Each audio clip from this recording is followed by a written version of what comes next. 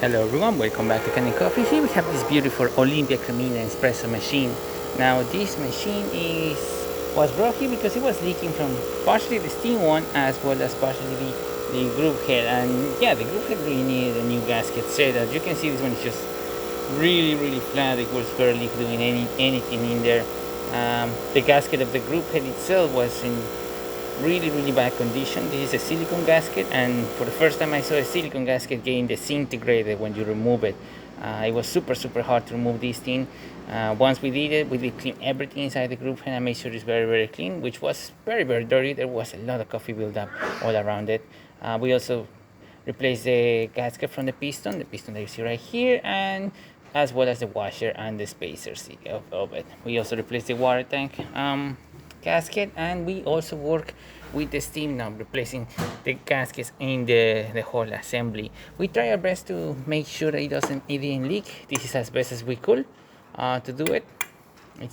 We could not find the original piece of the machine itself, but we were able to work with the machine, and we were able to make sure to get it to this point so it didn't leak.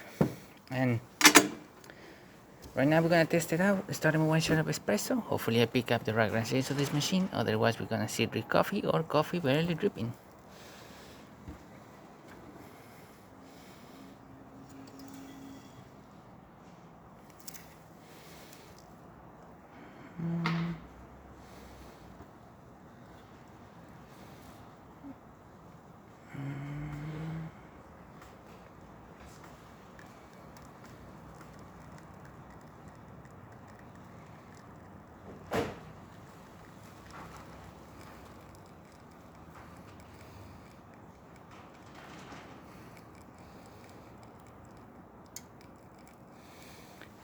Good shot of espresso coming out of the machine, good crema coming out, and good water flow as well.